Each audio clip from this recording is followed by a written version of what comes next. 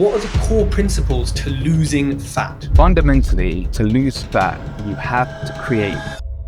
The man, the myth, the legend himself, Aadam Ali. He runs a blog and a website called Physiqonomics. Aadam is one of the best fitness writers in the game. I highly recommend you guys to check out the emails. They are fantastic. You can still have that chocolate if you want it, but you have to pair it with a protein source. So you can have it with yogurt or a protein shake. And ultimately what happens is when they have that protein source, they tend to get more satiated and they're like, oh, I didn't really need that chocolate bar. I get the temptation to want to try and blame your metabolism or foods because on some level it takes responsibility away from yourself, from actually wanting to take responsibility. Leg day or any upper body day? Oh yeah, leg day. All day, every day. I have, legs. Aadam, welcome to the TED Talks podcast. They keep having me on. I discovered your content, I want to say maybe 5 or 6 months ago, maybe a bit longer.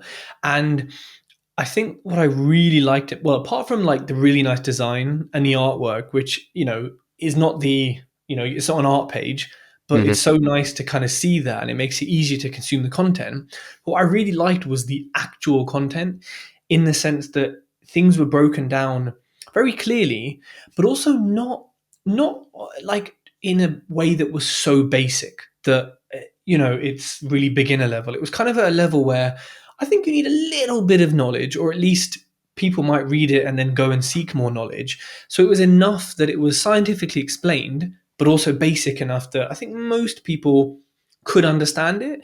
And that was quite nice to see it done in such a balanced way. And I've been consuming it for the past, few months.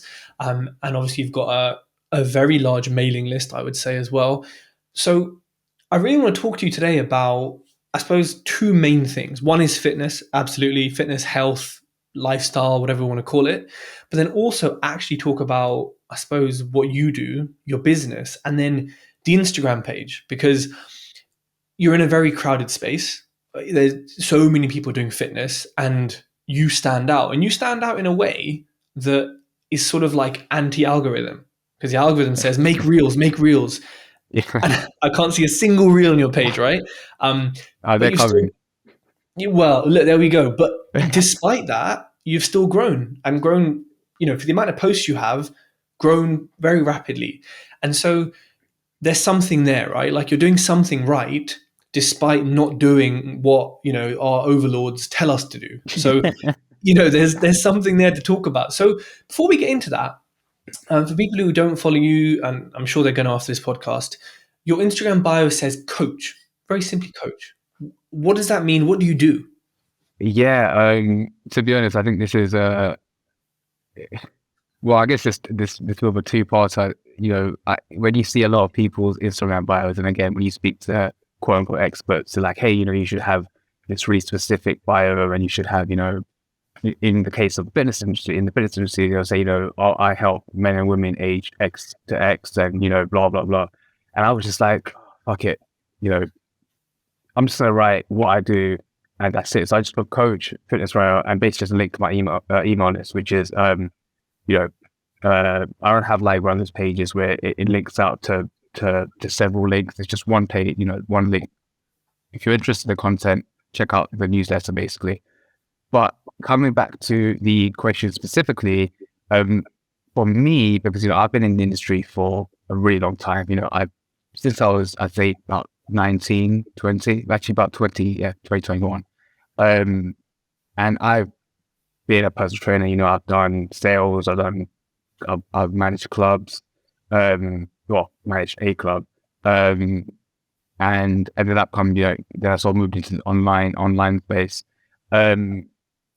The big sort of differentiator for me, at least, everyone's had their own version of what a coach means. For me, and the way that I approach things with my clients is more of a collaboration, right? So it's not, I always say to clients before they sign up with me, and even when after they sign up, I say, hey, look, this isn't some kind of a dictatorship. I'm not here to tell you what to do, and I expect you to just sort of execute perfectly. It's more just about having a conversation, like, hey, look, I want you to do this. This is why. But also, if it's something which you don't think is realistic for you, let me know, and so it's about, for me, coaching's always been very collaborative. And I think if you were to talk to any of my clients, they, say that as well. So one of my things is that I don't always tell a client what to do. So, a client may come to me and say, hey, I have a party on the weekend, or I'm going out, or I'm, whatever the case is. And I say, okay, cool. What do you think we should do? Like I try and get them to think about these things, because I think it's very easy for me to have the answers and for me to have a certain approach. Like, hey, do X, Y, Z and blah, blah, blah. However, in the long run, like when coaching ends and they kind of in the wild on their own, they're not going to have the skills. They're not going to have acquired the skills if I don't get them to start thinking about these things. And funnily enough, a lot of the times people know the answers. They just kind of want you to give, kind of experience feed them. And I don't mean that with any of my clients. So any clients listening, that's not aimed at anyone. And so, I'll say, hey, look, what do you think we should do? And then they'll reel off a few suggestions. Say, that's great. I think this is a good idea. This would work. And again, I do offer advice. I do offer answers. It's not like, the client says, hey, I hurt my back doing deadlifts. I'm like, well, figure it out. Like, what do you think we should do? It's like, then I can pay any money. But I think in a lot of, especially in the fitness space, there's a lot of, it's not so much the nutrition and training. Anyone can eat healthy and train. It's more about how do we get people to do it in a way that makes sense to the lifestyle. So, like if we had 10 people, they all have different social commitments. Some may have kids, some may, be single, some may have really stressful jobs. And it's like, cool. The fundamentals are there, eat a certain way, train a certain way. But how each person approaches that is going to be different. And I guess my role as a coach is essentially to solve that kind of disconnect between, okay, we have Sally over here who's 50 years old, she's got, a high stress job, or she's retired, whatever the case is. And so there'll be different approaches that we take. She might have a certain injury that stops her from doing certain things. She might have, certain food allergies, or certain things which she even, beyond just food allergy, she may not want to approach nutrition in some way. She may be someone who likes to go out on the weekends and has a social life. So we can't just expect every single person to kind of follow, this one size fits all approach. And essentially that's what it all boils down to. Looking at the person in front of me and saying, okay, this is what they've said. These are their needs, these are the goals, but at the same time, these are some of the limitations and restrictions we have. How do we solve this to make, to get them to their goal, obviously, and most importantly, but also do it in a way that is sustainable, and they can keep doing it once coaching ends. So it's equipping them with the skills that they'll need during the months and the year, or however long they work with me, to be able to say, okay, cool, I feel confident now that I can go and do this on my own. And that's essentially that's my definition of it. That's how I approach, things that's my coaching philosophy. That's how I work with clients. And so I think, if you were to boil this down to like a one word, one sentence kind of answer, it'd essentially be, to me, coaching is a collaboration, and I say this to clients from day one, between me and the client. So I always said to them, look, just be open and honest. There's no judgment here. It's not a boot camp. I'm not going to shout at you, or say anything mean, or whatever the case is. It's just, look, if you had a day where you overate, that's fine. Just be honest, because at the end of the day, it's all data. I think people also fall into this thing of, if I had a bad day of eating, if I lie about it, it'll kind of go away, it'll be fine. But when you start to look at these things through the lens of data, it just being, you had a bad day of eating, cool, but why? So it's not the day itself, it's not the fact that you overate or you had a bad day. It's like, okay, why did that happen, and how can we stop that happening again? So a client, this is just like a recent example, a client was doing great. They've been working with me for about 8 weeks now, just solid with the nutrition and training, like almost robotic, and they've been making progress. And then last week, when they set the logs, and I was checking all the weekly data, I've noticed that their calorie intake was way higher than it usually is. And there were no notes or anything, so I kind of just dropped them an email. I was like, hey, what's up? Like, you've obviously been following the nutrition for the last 7 weeks, and last week I just realized that there are a few days where nutrition's been kind of a bit over the place, which is very unlike you. So, is everything fine? And then the client just said, hey, I've had a lot of stuff going on in my personal life. Some like illnesses and families and whatnot. And of course, stress was elevated, and nutrition wasn't something which they had, something that they were kind of resorting. They're basically falling into the old habit, essentially, before they started working with me. That's cool. That's great, because now we know, we have the data. We can say, okay, how can we work to stop this from happening again? And so, we set a plan and we got emotions. So the one thing I say to people, and this is also very true, which I think is a universal thing, is the scale. Like a lot of people freak out about the scale, fluctuate, and it can essentially dictate the mood for the entire day. If it's a bad, quote unquote bad reading, if it's not what the person wants, they'll be in a bad mood all day. They feel like shit. If it's a good reading, it's what they want. They'll be over the moon. They're ecstatic, they're happy, etc. And I always say to clients that, again, the reason why that happens is because you're putting some kind of like self-worth of what the scale reading is saying on who you are as a person. So, if the scale jumps, you're panicking, like, but I've been training hard, I've been sticking to my nutrition, what the hell? And it's like, you can't control, every single thing that happens. You can't control your sodium levels, to a degree. You can't control, water retention. If you're a female, your monthly cycle will impact things. And so the more you associate this arbitrary number to your self-worth as a person, that's when we start to get into the thing of people start to become really weird about stepping on a scale and kind of, burying the head in the sand and kind of just ignoring things, versus saying, okay, cool, I'm heavier today, but it's just data. And so for me, the more data we have, the more information I have as a coach to be like, okay, cool, this is what I think is happening. And, part of that is experience. I think I'd say a lot of that is experience, but I'd say, 99% of the time when I have a hunch because I've looked at the data and I've spoken with the client, it turned out to be right. Like I had a client recently, for example, who, she, again, she's down 50 pounds, been doing fantastic. For the last 2 weeks, her weight was just stalled out, like it even spiked. So yeah, she gained like 3-4 pounds and she was freaking out.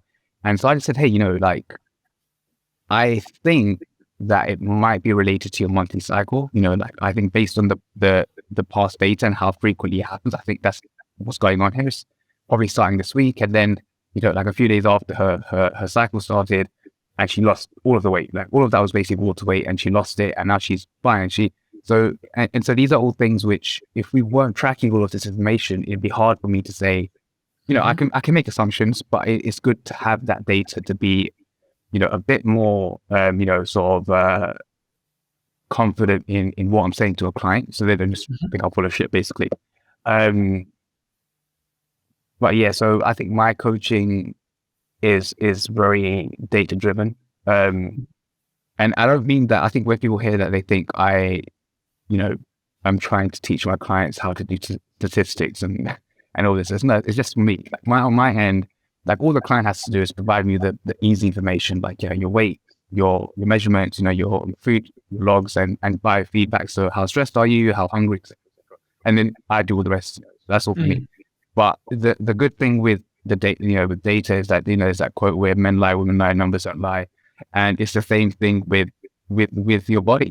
Like I hear people say, "Oh, but I swear to God, I'm only eating 1,100 calories," and you're like a 6'2" male, and you're like, "Yeah, but are you really though? Like, are you really only eating 1,100 calories?" And then, yeah, exactly. It's like you might be eating 1,100 calories on one day, but then within the scope of a week, the weekend, like how much are you really eating? And so I think coming back to the original question, the more honest the client can be with me, without judgment, and just setting that sort of expectations from the get-go, that look, there's no judgment here. I'm here to help you. I want you to achieve your goal just as much as you do, because if you achieve your goal, then look on me, so it's there's skin in the game on both sides. It's not just we saw one side of thing, so the more honest you can be with me, the better your results will be, the sooner you're going to achieve your results. And for me personally, I found that just saying that from the get-go, clients are just super honest. Like, they'll mention something because they know that I'm not going to judge them. I'm not going to say anything. I'm not going to make them feel bad. It's just, hey, look, you had a bad day. Cool. What can we do to move past this? How can we make sure that this doesn't happen again? And it just sets it's just a much more healthy relationship for everyone involved, But yeah, that's essentially what coaching for me, I know we went on a massive tangent, boils down to. It's just, it's a very collaborative, at least my approach is very collaborative with how I work with clients, and very data driven as well. I think that's what I'm hearing. It's about getting them to think freely. So I think it's very easy for a coach to just say, yeah, do this, do that, and it's a lot more difficult and challenging, and can kind of reveal your own personality or your own, for some people, lack of knowledge when you have that collaboration, that discussion. Because, like you said, when they go out in the wild later, it's better that they can then do their own thing, and instead of just thinking, oh, what would Adam tell me to do? What would he? It's like, actually, no, what is the right thing to do? What should I do? And like, I think that thinking, especially in fitness and health, which is the sort of foundation of our life, is super important. And I think the data as well, super important. You can get ready-made fitness plans online for like $50, whatever, or you will pay more, and you can kind of have it more data-driven and more personalized. There's pros and cons to everything, but I think the data, even if someone isn't using a coach, like I use a little log when I'm lifting weights about how much I'm lifting, and the second I started using it, literally within 2 weeks, there was like gains, at least numerically. And it was only because I could look at it and say, oh, well, last week I did that, so this week I'm going to add 10% to it, see what happens. Whereas before that, it was like, I think I did 40 last week. Let me do 40. Like, it was just totally like made up. So personally, I'm 100% with data, even to the extent of like getting blood tests done. I know they cost a fair bit of money, but like monitoring your levels is how you identify things. Now, all of what you've said there, someone needs to find you, right, in order to then work with you. And that goes for anyone in business. How important has your Instagram and mailing list been in acquiring customers or acquiring clients?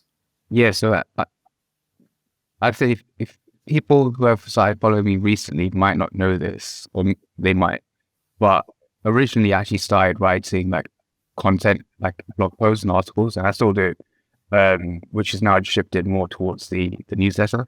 And then if I do have anything, a long form piece that gets published separately.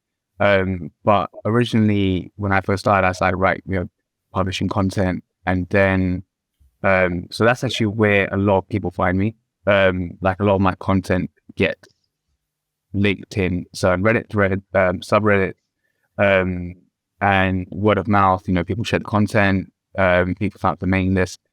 Social media, to be honest, I mean, back when I was using Facebook, like I stopped using it, I think I want to say around 2019. I just left Facebook and just stuck with Instagram. But social media actually I wouldn't say social media has contributed much. I mean, if I go through all the applications that I get, I would say that, if we're looking at over the past month, let's say, 0 from like Instagram.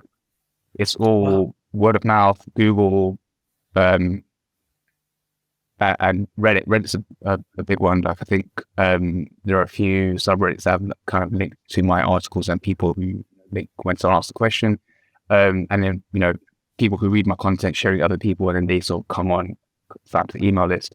And social media hasn't been, I know for a lot of people, I know it's, especially in today, today's sort of day and age, whereas social media, everyone's using social media to for business and, getting leads and look, that works. But for me personally, I've always, I've never sold anything on social media. I've never pitched. I've never, I seldom in my posts. Like I've started to get some consistency this year. I'd say I've been a bit more usually than I usually am. But yeah, I've never done like a sales pitch on social media. I mean, I was going to probably, say, like, yeah, your page, isn't really like, if I just, like I've got your page up here. If I just stumbled on this, even though it says coach, just looking at this, the first 6 posts I can see, your bio, your thing, I would say, yeah, this guy doesn't actively coach.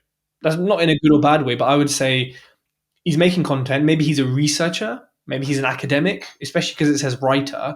And I look at some of your content and probably say he's a scientist, almost, right? Or like he's a researcher. So I think whether it's conscious or not, the Instagram isn't necessarily set up, because a lot of people won't necessarily DM you and say, hey, by the way, love your stuff. Do you do fitness coaching? They'll just take it and say, oh, no, he doesn't do it, because yeah, people don't want to make that effort or want, whereas some people, like you said, who say, I help men and women lose weight in their 30s, instantly they know, yeah, cool, that's a fitness person. I'm going to sign up. So it's interesting that what you said makes sense given what like is visible.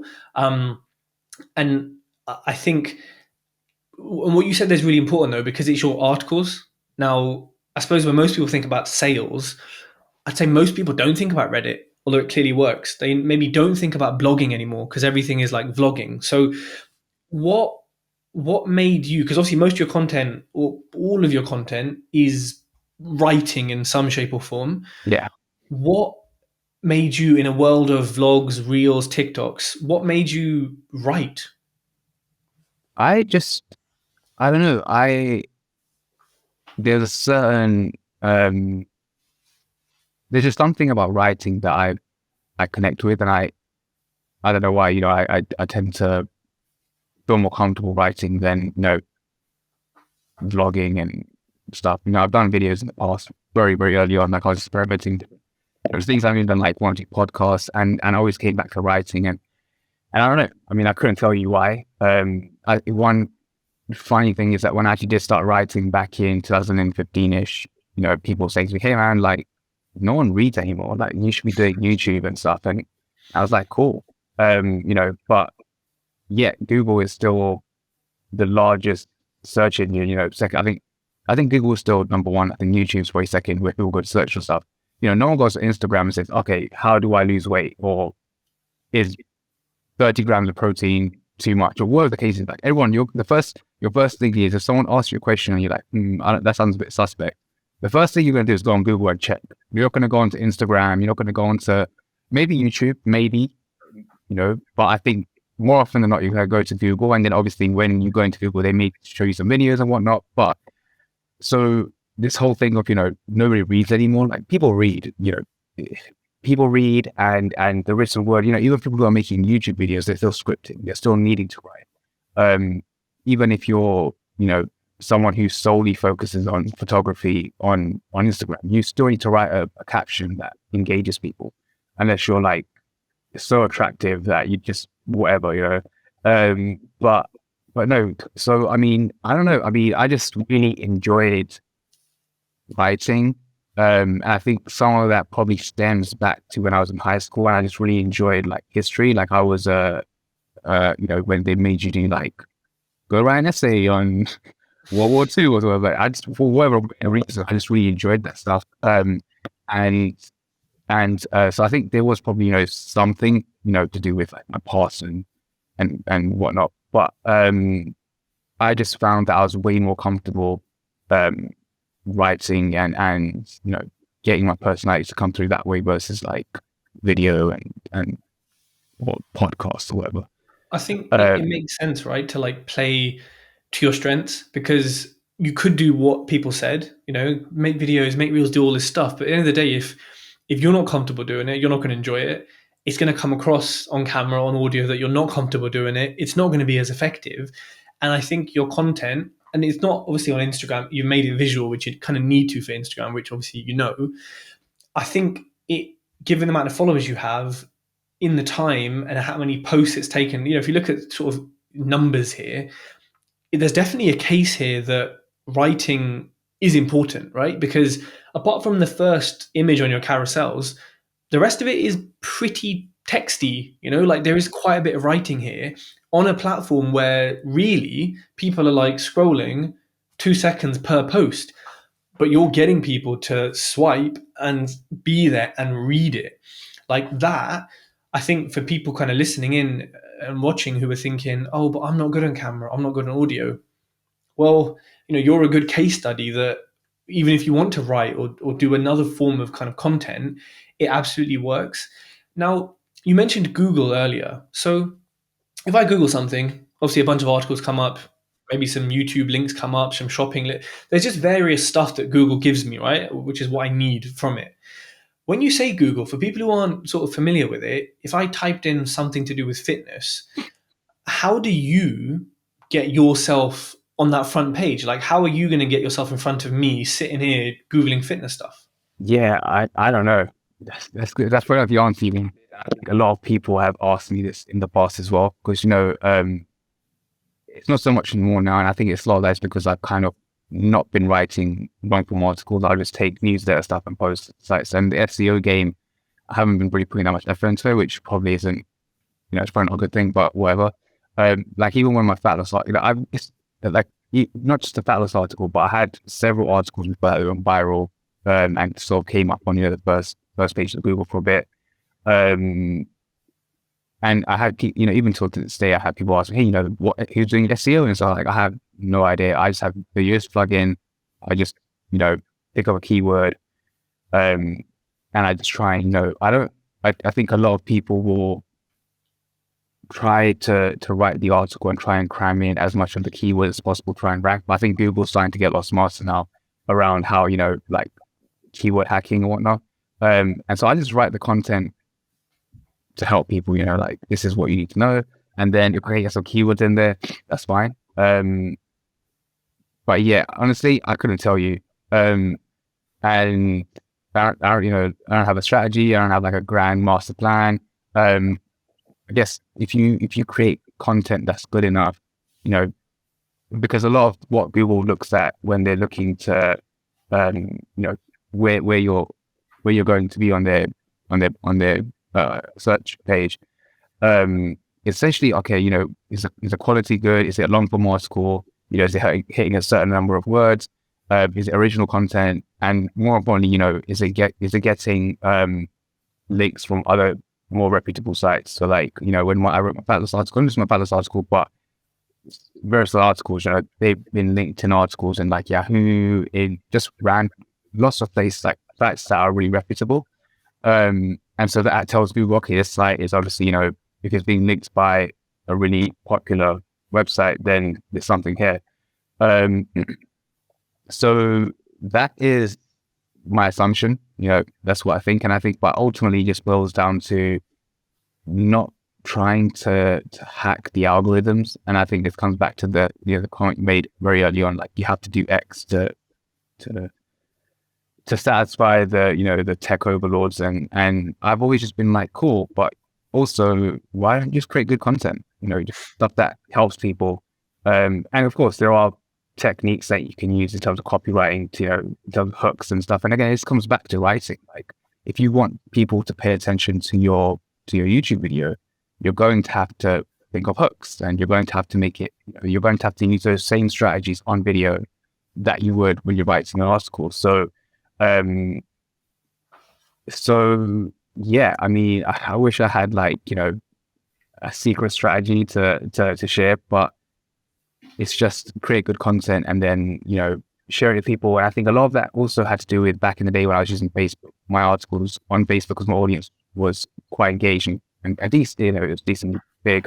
If I share a long form detailed article, you'd get hundreds of shares on it. So, you're looking at people sharing it and then other people sharing it. And then they were just like, especially the articles that went viral, you're looking at thousands of shares on like one article. And that obviously helped, spread the word, more people came to it, et cetera, et cetera, et cetera.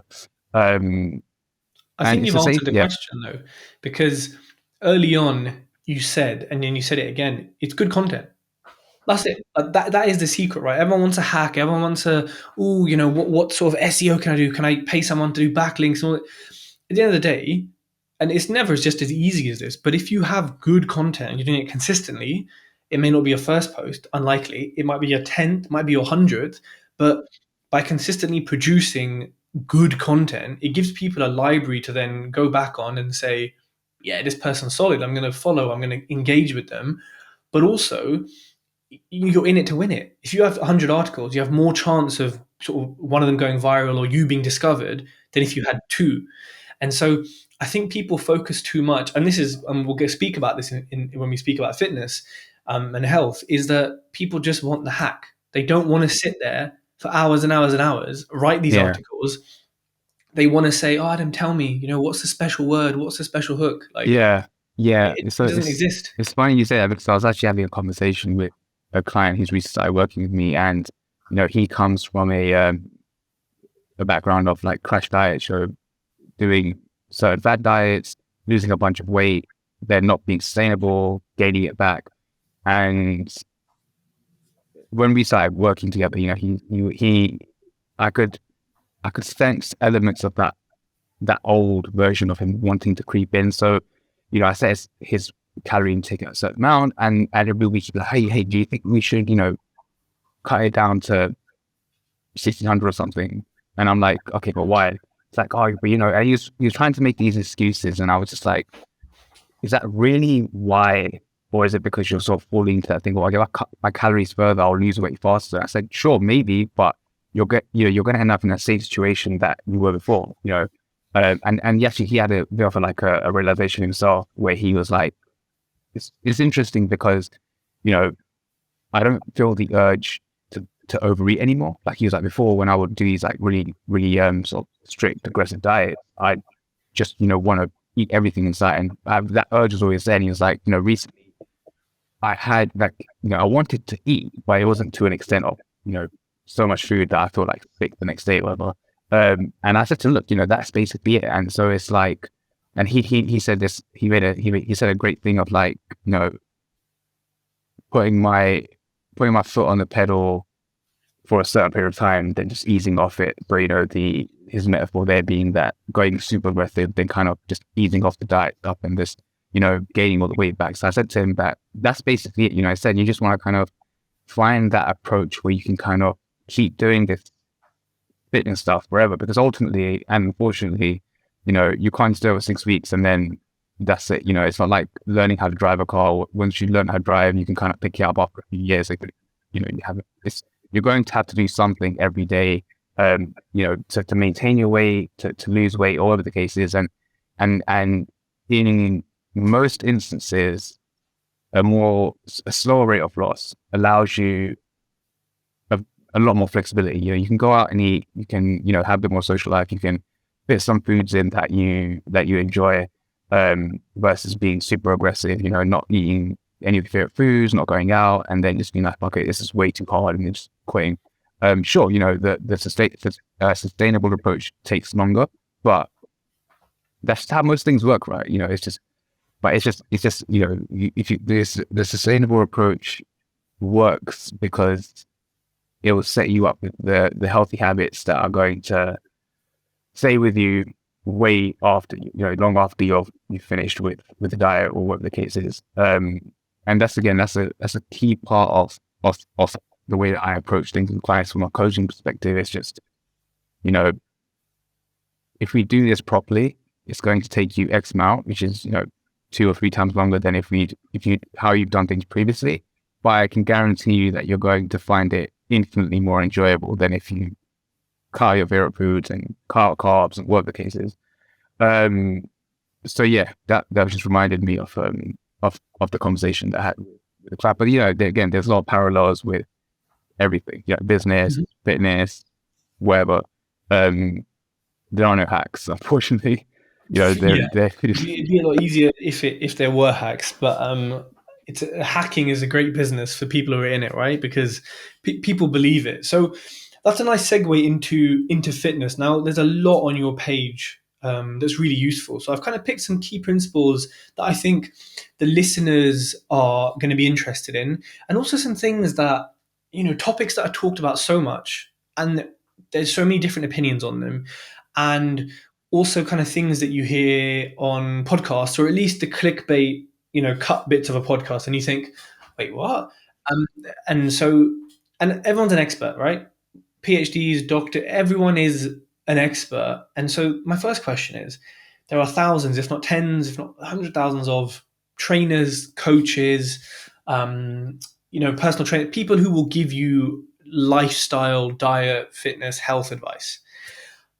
How can people cut through the noise? Because if you have a scientific background, if you have a fitness background, then fine. We're not talking to you guys, because that's fine. It's a lot easier to cut through. But for people who are just like, I just want to be fit and I want to be healthy, how do they cut through all the noise? Is there a way to? Yeah, it's tough. I think a lot of the times when you see quote unquote influencers saying something, like you're reading and you want to smash your head into the fucking wall because like, what the hell? Like, you have millions of followers and you're saying people this stuff. I,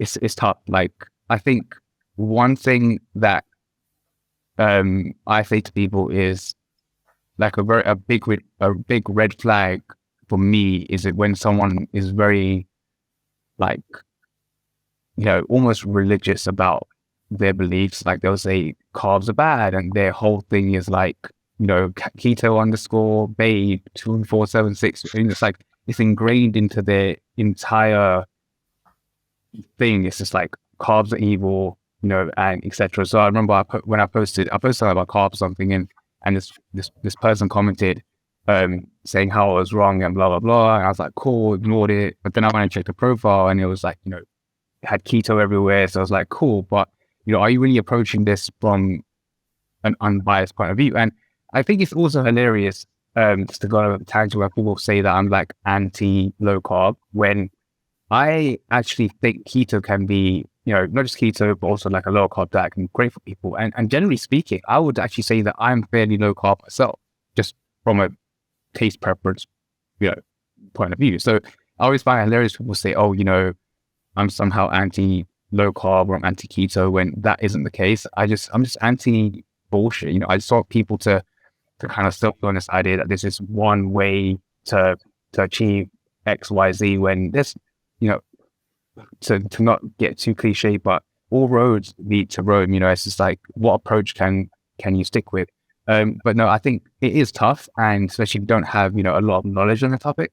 But for me, a red flag is when someone is very like fanatical about a certain approach, so they'll be like, this food is bad for you, or anyone who doesn't take a nuanced approach, someone, and you see this all over social media, people are like, oh my God, this is killing you. And then their like whole feed is just them going around the shopping, like grocery store, and like pulling out food and saying, oh, look at this ingredient, this is fucking killing you and killing your children and blah blah blah. And it's like, that's the kind of thing which for me personally I would be very wary of. So anyone who's very like just stuck in that one thing and just very, it's almost fair, like fear mongering. It's very much like, if you do this, you're gonna die, but also buy my supplement stack for like $1,000 or whatever, right? But yeah, I think that for me, that's a very easy way, because there's so many things that we could get into, and I think it would be very egotistical of me to be like, hey, you can find out who the charlatans are by just following these 3 easy steps. But a big red flag for me, and this works for me as well. And I think this is also how I tend to sort of wade through a lot of the bullshit which is not in the fitness space. So I just have a rule where, like my litmus test is, if someone isn't in the fitness space, but there's like, I don't know, they're a PhD in psychology or whatever, but then their whole thing is, oh, sugar's killing you, like sugar's so bad for you. And I don't want to name names, but there's a popular psychologist who who, who's like super on that carnivore diet kind of, and just constantly talking about how bad sugar is. And I think anyone who is on the surface that intelligent, if their ability to think about these things boils down to, oh, it's just sugar that's killing you, I just don't really trust a lot of what they say. And look, that might be wrong, fair enough. But I tend to be very wary of the information that I digest outside of the fitness space. I don't really, digest any fitness information outside of like research papers and whatnot. But outside of the fitness space, like, so my brother, he listens to Diary of a CEO, the podcast, and he's had some questionable people on there, like from a fitness standpoint. Yeah, I agree. And so when I'm listening to the podcast with, and I'm not calling Steven out, he's probably a cool guy, I don't know. But my whole thing is, okay, look, if this guy is bringing on someone who I know doesn't have a clue what they're talking about as far as nutrition goes and training goes, how can I be certain that they're doing the due diligence with guests in other fields? And so again, a big thing for me is when I'm listening to a podcast or I'm, reading a tweet or I'm scrolling social media or I come across an article, a big red flag for me is to kind of use that same,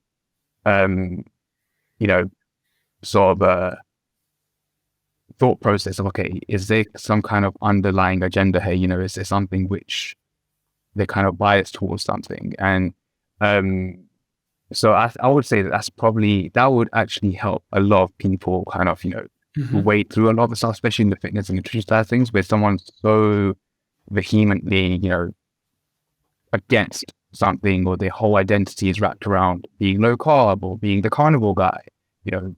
That's always a red flag for me. Because anyone who knows what they're talking about, like, the nutrition and training researchers that I respect and who are actually really good at their job, you always listen to them and they always say, look, this is what we know so far. Like, this is what one study tells us, this is what like the evidence, the weight of the evidence tells us, but things can change and there's some nuance here, and what applies in this study may not apply to people, and here's some context, and that's what you want to see. You want people to say, oh, look, this study's come out, it said that, oh, artificial sweeteners are bad for your gut health or they're killing you. And then being like, okay, well, what's the nuance here? What's the context? Like, is the study scientifically sound? Are there biases? And yeah, so I think anyone who doesn't have an agenda, doesn't have some kind of, inherent, reason to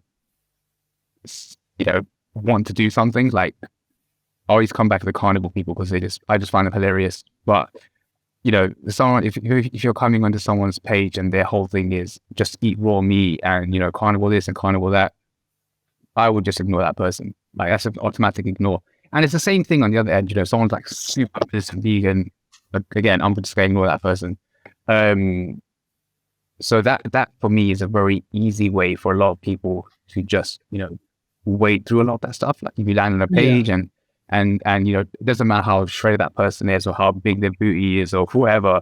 If it's very much, if they're super biased towards one way of doing something without also acknowledging the multitude of nuance that can exist on these individual topics, then I would say just ignore that person.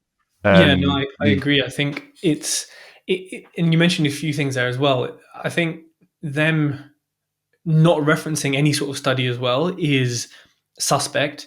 Of course, studies themselves can be corrupt if they're funded by pharma companies. If there's so much in that sector as well. But if someone has that view, like you're saying, or even they sort of have a nuanced view, but they don't reference anything, they say, "Oh, did you know studies have shown this?" Or "You shouldn't do this," and you're like, and then I suppose what society does is says, "Oh, well, they've got 500,000 followers, they're blue ticked, they're a doctor. Yeah, they obviously know what they're talking about. Let me just kind of listen." And there's no scientific inquisition, which, like, I suppose, can we blame society for not having that? Unless you studied science, in some sort of deeper shape or form than maybe high school, you don't know that like there's a certain way of like questioning things and peer reviews, and there's always a sort of deeper level, not just what's said. But I think that's the shallowness of society. Like you said about how someone looks as well. If someone's hench and they're glowing, which can also be in part to just, which we'll talk about, eating well, training well, and some good genetics and some good skincare. If they're saying to you, yeah, I take this magic bullet and I look like this, most people who are sitting there thinking, oh, I'm a bit fat, I could do, I want to look like Yeah. that. They're going to say, give me the bullet because it works, because henchman said this is what you take. And it's like, I don't know, it's like chicken and egg. They're unethical maybe for doing that shit if they don't necessarily believe it themselves, but society is also stupid enough to believe this. And it's just this like cycle of shallowness that leads to these sort of bad fitness decisions. And what you said about Diary of a CEO, yeah, I think he's on a fitness journey himself, discovering. And I've just seen some people lately, and I'm just like, yeah, like I studied biochemistry at uni, so I have a greater understanding than say a normal person. Some of the stuff they say, and also looking at actual papers, I'm like, yeah, this is a bit, and then the issue then is if you're on his podcast, he's co-signed you. You're legit. That's a fact. You can't, if you're on his podcast, given how big he is in the world, everyone listening automatically, instantly says, yep, that guest, they're the person. Because if Steve's chatting to them, they're the guy, they're the girl. And so I totally appreciate that, it's so difficult. Like if he's co-signing people who are chatting shit, and if people have, it's so tough. And you look at like Liver King, who wasn't on steroids, like no one knew. and like, to be fair, the fact that it came out probably benefited him because he's a big man. Now he said sorry, and his fake little apology and all that shit. But I think that really highlights that you can get away with anything. Your whole premises, you can lie about, get caught out, and be like Sosby, and carry on and be bigger. And it's like, what I found really worrying about when that whole thing happened was going through the comments on his apology post and seeing people like, oh, you're a hero, or, so amazing for you to be honest. And like people who were calling him out and then people defending him. I'm like, yo, do you know that this guy has got you to eat fucking cow testicles, whatever, raw cow testicles, and making you believe that's how he got his physique. And now it's come out and you're still like in, this cognitive dissonance of like, oh no, he must be a good person. Like he can't, he doesn't take drugs. And I don't know. I mean, I think it's just tough. Like, I think this is one of the reasons why I'm just so jaded by social media. It's like, I guess it's two sides to it. I guess it's also sort of ties into why I like the email list so much, because with the email list, I can actually explain a topic in a lot more nuance and context and go into a lot more detail than I could in like 10 slides on Instagram. Like no matter how hard I try, it's always going to be impossible for me to fit in a 3,000 word article into 10 slides. As you're just looking at blocks of text.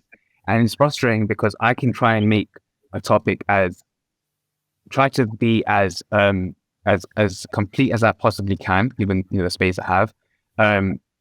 And I'll miss one small thing out, and someone will say, "Hey, fuckface, you forgot about this. Fuck you. Go burn in hell." And it's like, "Oh, cool, great, thanks." And so it's like, it's just that's why and stuff like that. Where it's like people just want information in like 10 seconds.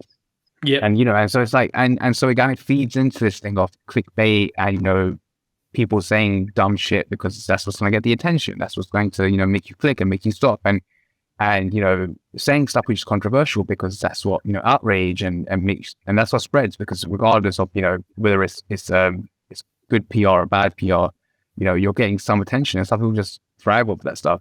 And yeah, I think with my email list, one thing that I realized is, well, the fact that I can just go into topic in detail. But one thing I've also realized that the people who tend to sign up for emails, when they do disagree with me or they have a differing, opinion, when they respond, it's always a lot more thoughtful. It's always like, hey, thanks for writing this article. Enjoyed this. Is one part that I disagree with because of this reason, or this is my, and it's not like go fuck yourself, like though I do get some people like that. It's bizarre. Or like people just send me unsubscribe. I'm like, bro, go fucking unsubscribe yourself. There's a bar at the bottom of the I hate like, that. I'm not unsubscribing you. But no, that's one of the reasons as well, because if I say something which, is slightly controversial, or, the evidence is, kind of like, meh, is whatever, people send me their thoughts and their opinions, and, I have like people who are kind of professionals in the field might say something, which is great because, like I'm not sitting here trying to say, hey, look, I have all the answers.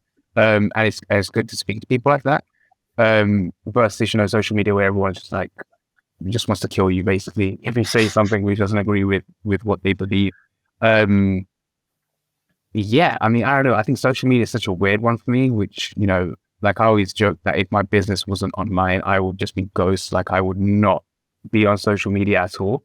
But, unfortunately, here I am. And even with like Instagram, I think, the only reason I have Instagram is because I have a decent sized following on there, but also just trying to, I think I'm being a bit more proactive with trying to just get people to get off the Instagram and come onto the email list where I can, nurture the relationship a bit more, have a bit more content, which is a bit more nuanced.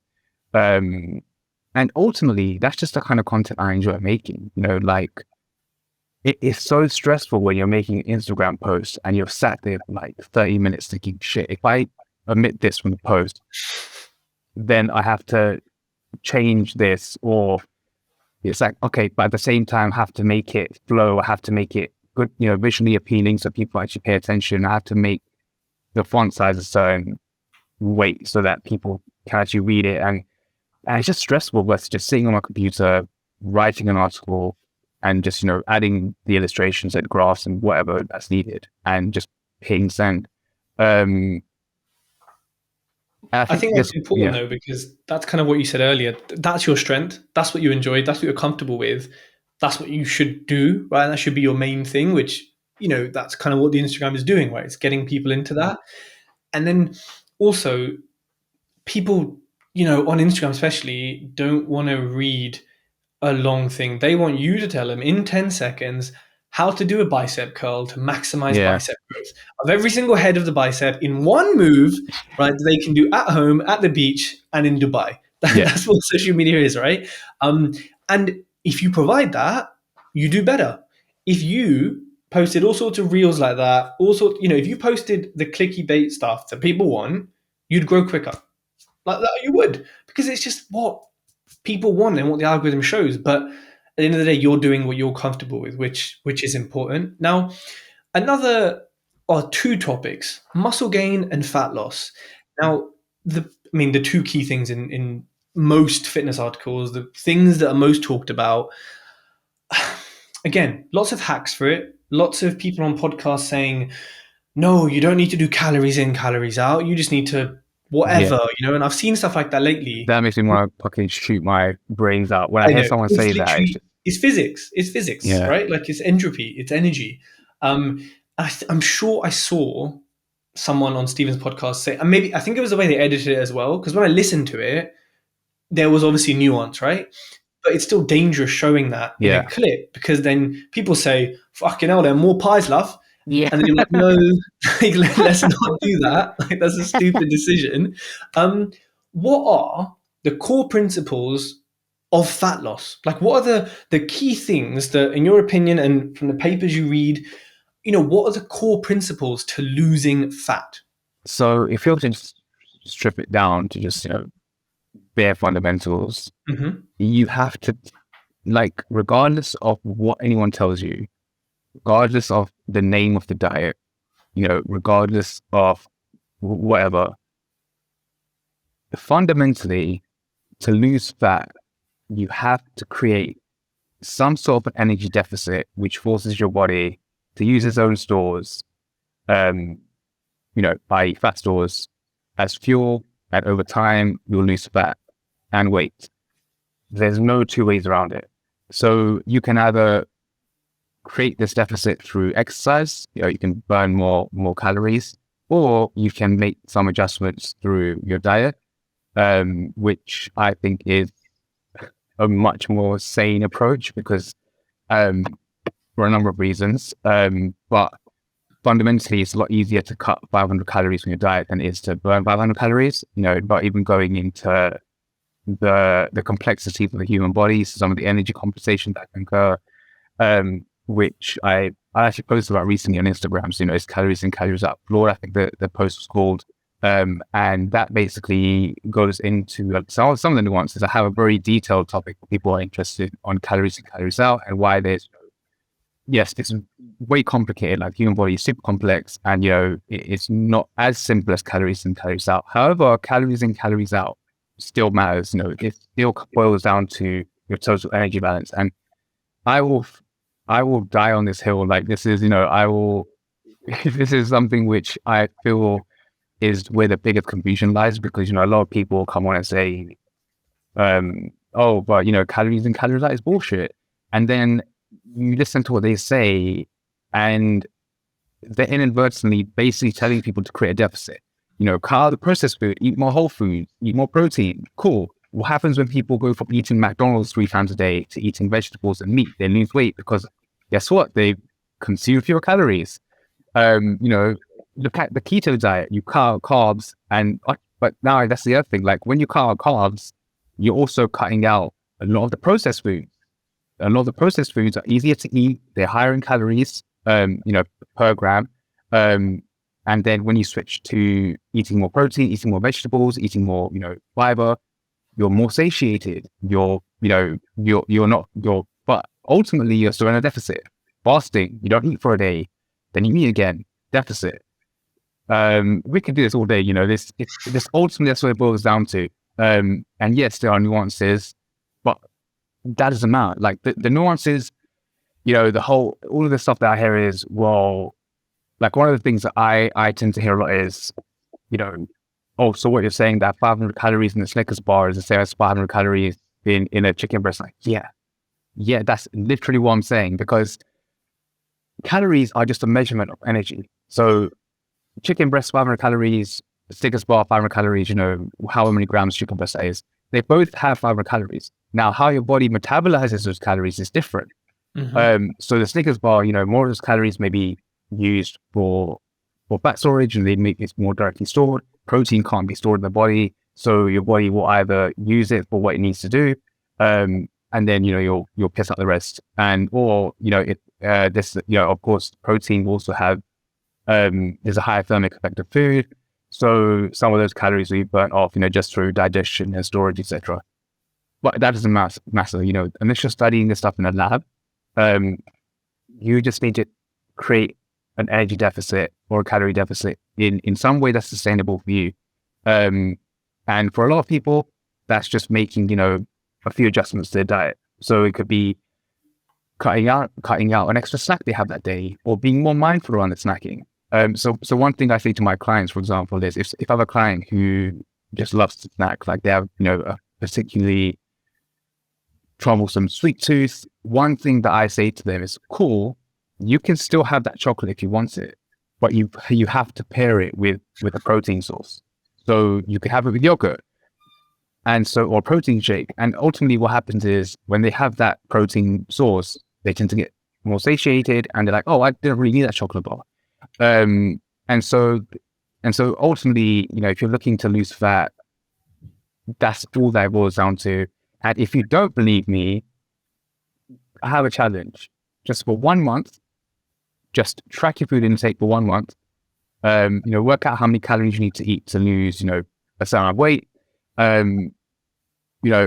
just cut 500 calories from your diet in some shape or form. That could be, removing 100, 200 calories from breakfast, lunch, and dinner, removing a snack, whatever. Just try it for a month, track your food, stick to that deficit. And if you don't lose weight, if you don't start to see changes, then you come back to me and I will eat my shoe or something. But of course,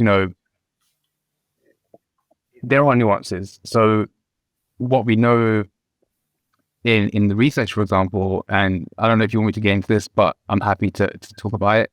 And so one of the big arguments against calories in, calories out is ignoring all the food quality stuff, because there have been dozens of examples of people who've eaten, junk food and lost weight, and actually not just lost weight, but improved their health. So there was this science teacher in America who ate McDonald's for breakfast, lunch, and dinner, I think. Yeah, so 3 meals, and all he did was control his calories. So even though he was eating McDonald's, he was in a deficit of 500 calories.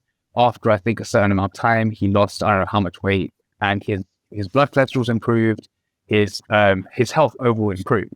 And so the biggest thing that people can do for their health is just, if you have excess body fat, is just to lose body fat. And people hear that, and this, it just blows their mind, because they're like, that can't be that easy. It's not.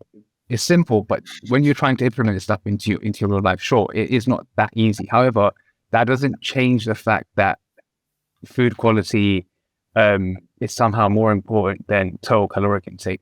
Now, obviously, food quality is important, and anyone who knows what they're talking about isn't saying that food quality doesn't matter. Yes, you should be eating as healthily as you can. But that is one of the arguments that I heard against the calories in, calories out. But again, there's enough evidence to suggest, both in the research, but also just people doing random experiments online, that as long as your total caloric intake is controlled and you're in a deficit, you will lose fat. Now, the other thing is that people will say, I created a 500 calorie deficit and then I stopped losing weight. And so this is where it starts to get more interesting, because the body has mechanisms in place to stop you from losing weight. It's not metabolic damage. Your metabolism doesn't get damaged. It's a word that sounds similar. They tend to get conflated. But the word that people actually mean is metabolic adaptation. So, all of the components of your metabolism, so, your basal metabolic rate, non-exercise activity thermogenesis, which is all the movement that you do, which is basically me moving my hands around. And some people would class walking as neat as well. Which cool, sure. I know some people get really weird about, but walking isn't exercise, like cool. It doesn't matter, fuck you, because you're being pedantic. But so that, and we have the effect of food, and obviously we have physical activity. So these are the components. So when people think of metabolism, they think of this thing that it's like this thing that resides in each of us, and we either have a slow metabolism or a fast metabolism, and we can't do anything about it. It turns out that there isn't that much variation in your metabolic rate. If we take two people who are the same height, same weight, the same gender, even, if we take a male and a female, we weigh the same or the same height, you're looking at, I'm going to mess the numbers up, I think it's a 30 calorie difference or 100 calorie difference in the metabolic rate, in metabolism. So the biggest impact to your total metabolic rate is things like, how tall you are, how much you weigh, and like fat-free mass, so muscle mass. And that's where a lot of the differences are. So, if you had a 300-pound person compared to a 160-pound person, the 300-pound person is going to require more calories to maintain their weight, which I think makes, sense intuitively. Like, if we have a bodybuilder who's super jacked, 6'2", like The Rock, for example, he's definitely going to need more calories to maintain his weight than a female who's 5'2", doesn't work out. But when we take people who are the same height, the same weight, same sort of age, same gender, there isn't much variation. I think the variation is like 10% or something. So that's the other thing. So coming back to metabolic adaptation, each component of your metabolism adapts. So as you start to lose weight, your resting metabolic rate reduces, because you're using fat, which is actually metabolically active.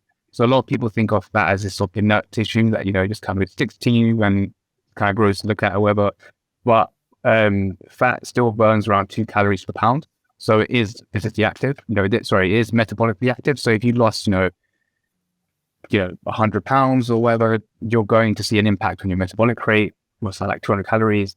Of course, even if you do everything right from a protein intake, strength training, you're losing weight at a good amount, you will lose some muscle tissue. Some of this will just be muscle glycogen, water. But of course, so as you start to get super lean, you're going to lose some muscle tissue as well. And that will impact your metabolic rate as well.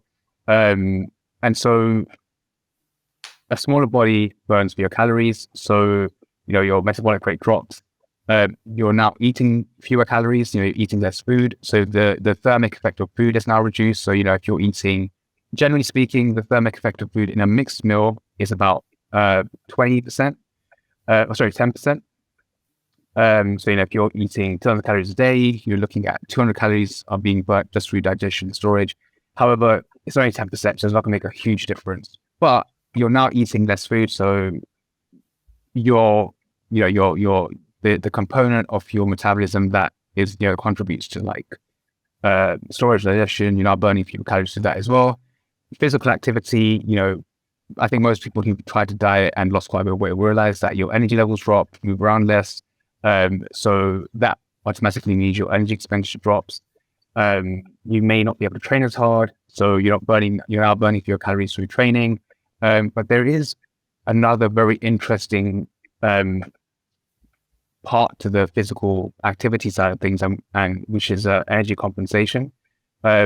So back in I think 2016, Herman Poncer, he recently released a book called Burn, where he's discussed a lot of his research on this topic. But he and his research group, they released a study where they found that there's a limit to how many calories you burn.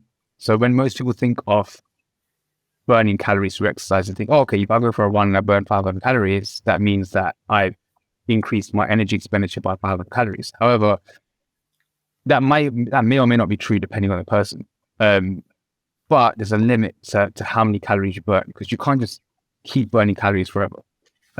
So, you might go for a run and burn 500 calories, but now your body will compensate for that increase in activity by reducing other components of your metabolism. So your resting metabolic rate may drop a little bit. You may move around less, so NEAT drops. And so what you thought was a 500 calorie run may only be 200 calories or 300 calories.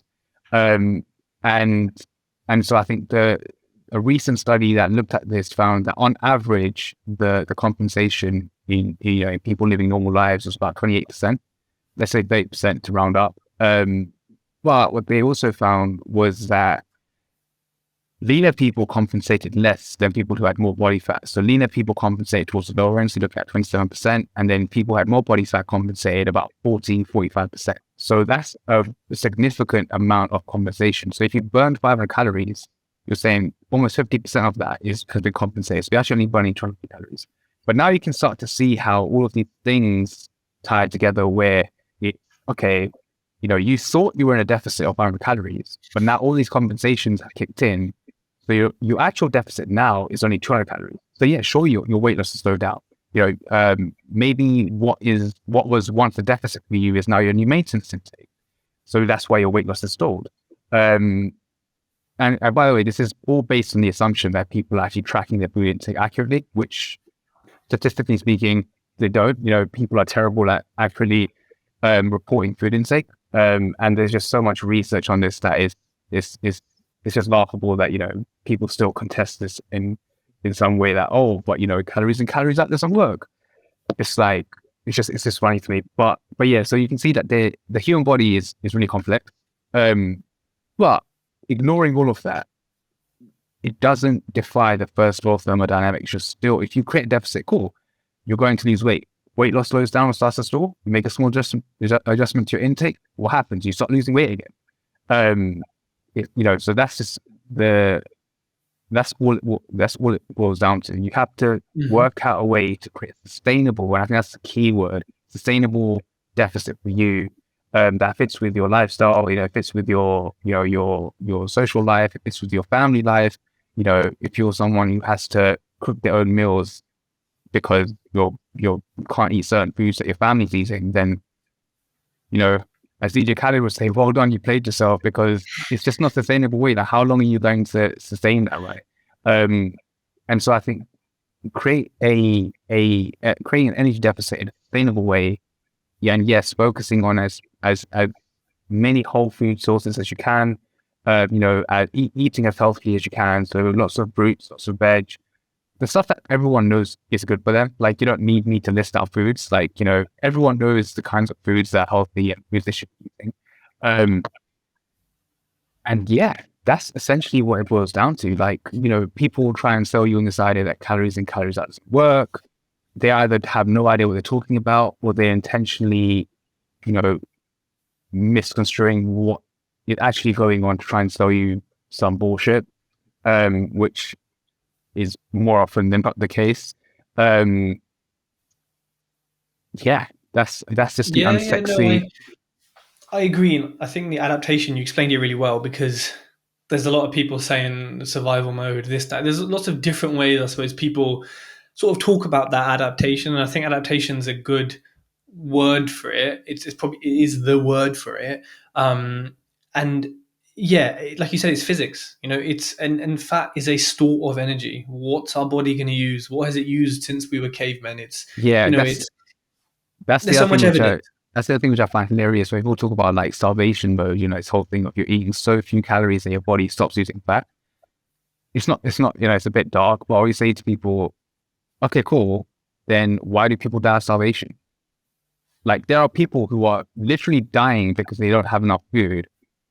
And yet you're talking to me about starvation mode because you're eating 1100 calories and your body is just like, oh, okay, cool, bro. Let's just check out and not burn fat anymore. Like, if So someone, where does energy come from? If your body's not burning fat, yeah, yeah, okay, it can come from muscle, but your body's not going to use muscle, and it's a shit source of energy, and it's a lot harder to break it down with the nitrogens on it versus fat, which is literally there, like eat me, eat me. You know what I mean? So it's yeah. And this is why it's just, when you say that stuff to people, they're always, oh, yeah, okay. And I get it. Look, I'm not trying to be a dick about stuff, which I do have a tendency sometimes of mine to be a bit in your face with things, which I've sort of gotten better at, I guess.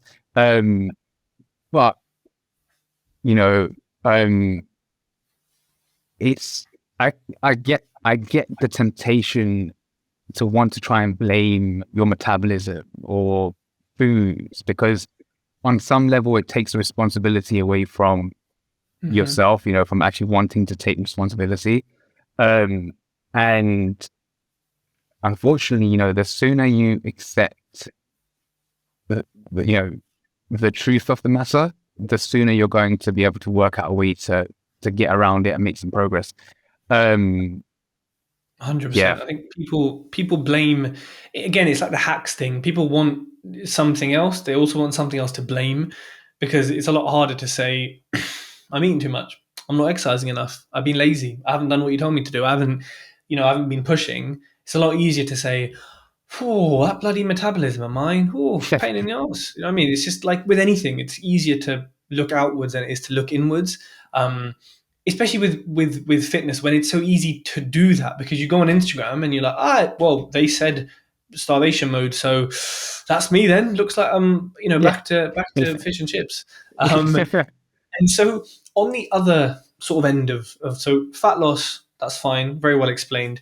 When it comes to gaining muscle, then, and I suppose more specifically gaining muscle, I know it's not totally unavoidable, but gaining muscle without also gaining too much fat, like not dirty bulking, but like, what are the core principles for gaining as much muscle as you can? Yeah. So I actually have a cute saying that I'm proud of coming up with. But like a few years ago, I came up with this thing of eat for fat loss, and train for muscle and strength. And so the whole thing there was it ties in with both really. If you want to, it's much easier to cut off your calories from your diet than it is to use exercise as a way to burn calories. So you eat for fat loss. Your nutrition handles the fat burning. Your training serves the purpose of maintaining as much muscle and strength as possible as you lose fat. Of course, yes, I know a big sign of someone was probably shying the podcast that the health benefits are there. You should do cardio. You should, do exercise. You enjoy it. But that's just a very simple way that I started responding to a lot of people when I started getting these emails like, oh, what's more important, cardio or strength? Blah, blah, blah. With muscle gain, it's slightly flipped. So with muscle gain, if you were to look at this in terms of like priorities, when it comes to fat loss, nutrition comes first and your training supports it. When it comes to muscle gain, your training comes first and your nutrition supports the training. So nutrition is only permissive to muscle growth. Because like a lot of people think, oh, if I just eat a bunch of calories and eat a bunch of protein, I'll just get big. Which without the stimulus of resistance training, you're just going to gain a bunch of fat. And you don't have to look too far to see people who are overeating, not exercising enough, and where they're at. So the reason why it gets flipped is because you actually don't need to eat as much as you think to gain muscle. Like when you're a beginner, you could get away with a large surplus, but the more advanced you start to get, like the surplus is infinitesimal. It's like 80 calories or something. It's tiny, it's and so without telling your body, without implementing things like progressive tension overload, getting stronger in some way, improving your performance in some way over time, there's literally no need for your body to do anything. Your body doesn't want to build muscle. It's very metabolically costly for it to do. And so you have to essentially force your body to grow. And so I would say that, the old like bodybuilding adage of like eat to grow, I would say, no, you actually have to train to grow, because without the stimulus of resistance training, your body isn't going to build muscle. And then once you have that training in place, you're following an intelligent training program, then, your nutrition will support that, eating enough calories to support that growth, whatever that surplus is for you.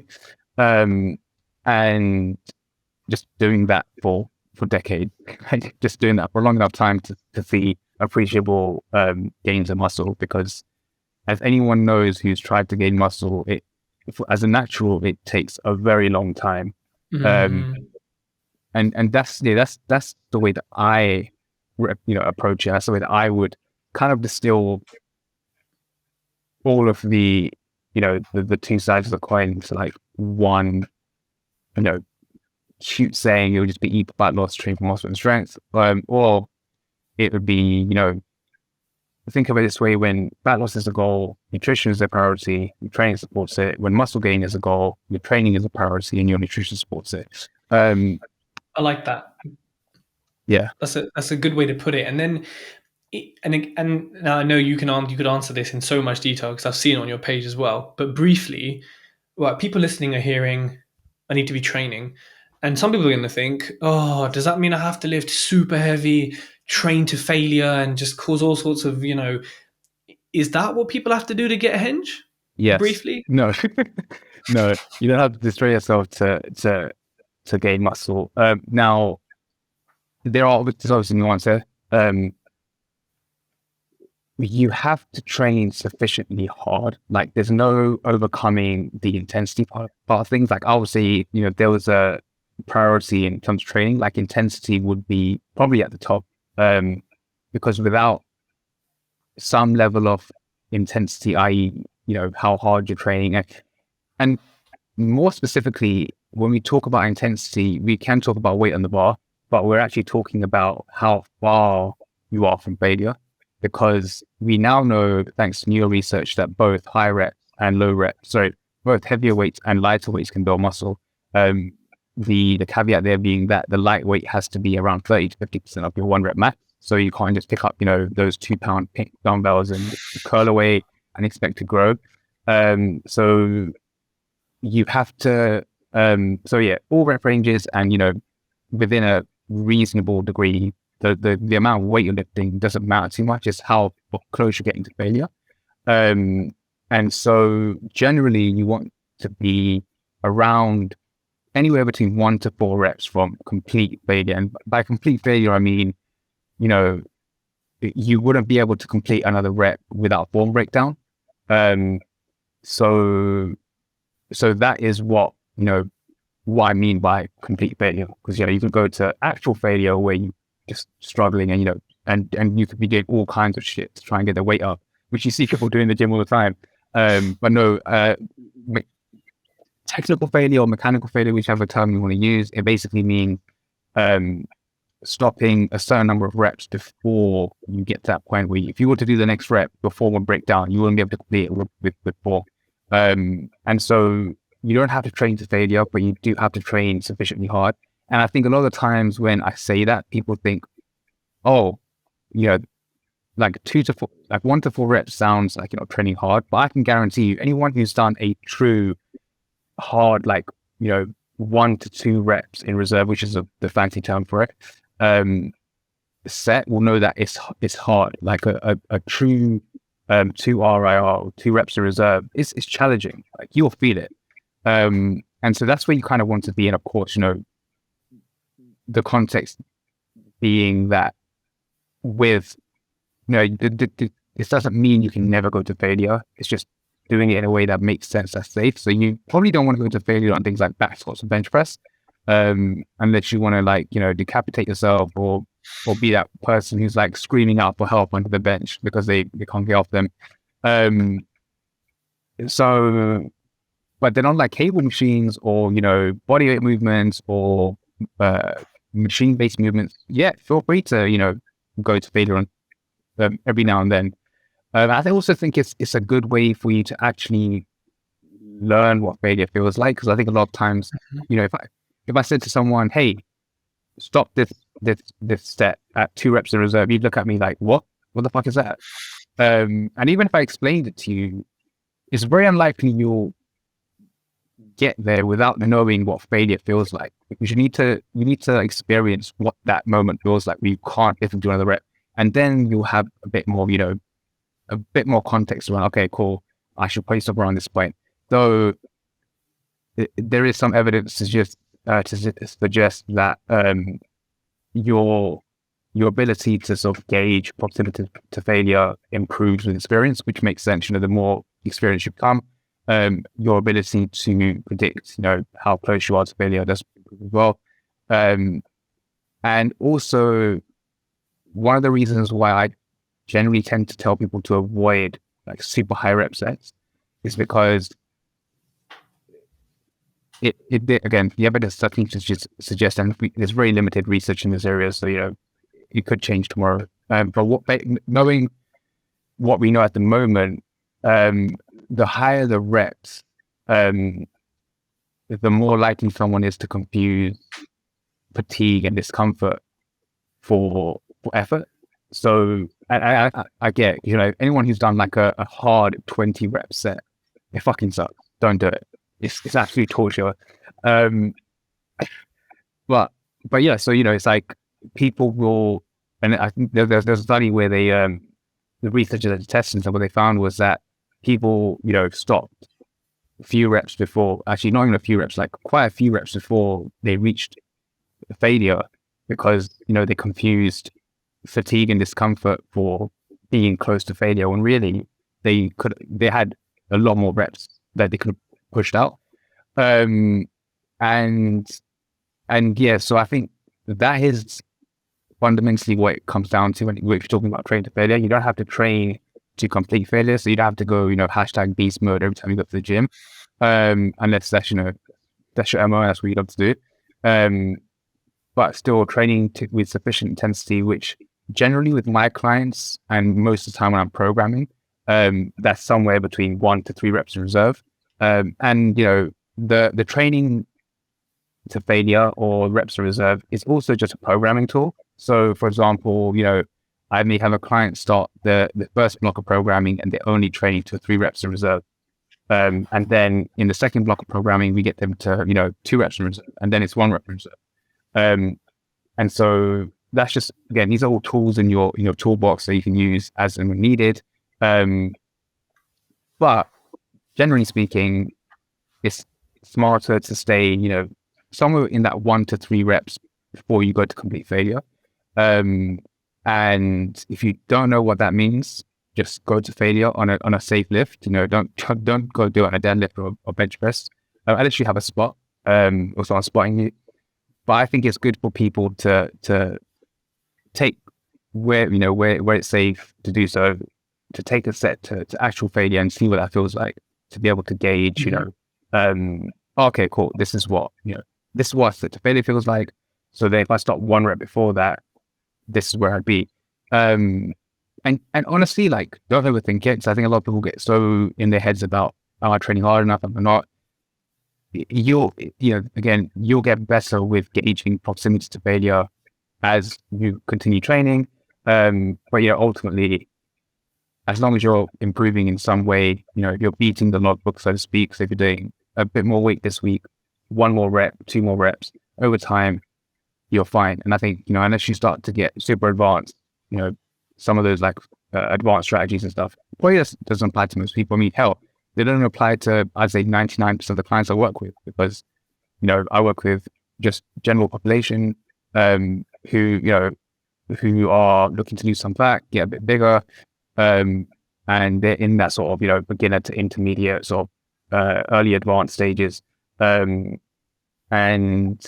yeah, so that is essentially, what the Yeah, fade no, behavior.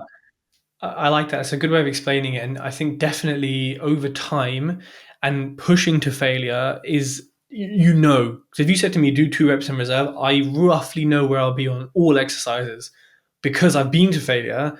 I know what it's like to get near it. I know what it's like to think you're a failure. And then you do 2 more and you're like, what the fuck's this? And then, so it definitely makes sense. But I think there's also the risk you kind of touched on there and the safety with, especially if you're new, like comparing yourself to others, looking at the big boys, big girls in the gym, looking at people on Instagram, you're going to hurt yourself. And it's very easy to hurt yourself Oh in yeah, life. And if you yeah, go in a place with heavy shit, it's even easier to hurt yeah. yourself. And then you will be a failure. Well, yeah, exactly. And even with a spot, you can still hurt yourself. Like, if you're really being an idiot and they're not the best of spots, because if you're new in the gym, I think like decreasing risk of injury is important because you want to be able to go and perform every day, every week, Yeah. not lift once and be like, yes, I'm out for the next 2 weeks, but 1 rep max. So that's like a really important part of what you're saying there as well, is not pushing yourself to injury. And, you kind of said it throughout, but like everyone has to start somewhere and you're not going to be lifting heavy. Well, maybe, but you're not going to be lifting actually heavy on your first time at the gym, your first few weeks. You're going to start like when you start a business, when you start anything, you're starting with a few followers, a few listens, a few, bits of income, and then eventually it gets there. So I think it's really important that people listen to what you're saying there because they're good principles to live by. And I think lifting heavy can also stresses your nervous system out as well because it's dealing Oh with yeah, yeah, a lot of stuff. yeah. Um, So if you're constantly taking sets to failure, you are impeding like because recovery, the time of recovery increases, so you'll take longer to recover between sessions. You're going to be sore as hell. And fatigue can increase. And so these are all things that can again impact your day-to-day life. You probably don't want to be so sore all the time that it hurts to get off the toilet, or you can't even like, so I've we've all been been there. there. Yeah, we've all been there. And so I think there's especially in an industry like fitness industry where even though it's changing now, the traditionally is very much like a macho kind of mindset of like go Also, Biko. hard. And yeah, and even now, like when I posted that training to failure post on my Instagram, I had a bunch of like quote unquote meatheads like, oh hey bro, oh training is like, oh this is a bullshit concept because people don't even train hard. And I'm just like, I'm not even gonna respond to it. But I just find that argument so lazy that, oh, people aren't training hard enough, so they should just beat themselves. It's like, or better idea, just teach them. Just teach them, how to do shit properly. But yeah, that's another reason why I'm not a fan of social media. So Well, there we go. I mean, there's plenty of reasons to not be a fan, to be fair, plenty of reasons to be a fan. But I think in certain industries as well, how social media is quite different. I speak to so many people in so many industries here, and everyone has a different view because I suppose the people in the industry are also so different. So, yeah, I totally get it. So, Adam, we are going to go into the quick fire round now. So this is 1 word answers max, but I'll give you 1 sentence to justify if you need to, because some of them, I've purposely made them a bit like, it's hard to answer with one thing because it's got to be interesting. Dumbbells or cables? whichever one you prefer. That I didn't say those words. You have to pick one. This is not advice for people. This is personally. Yeah, this is you. This is So it's you. what I prefer. What you? Yeah.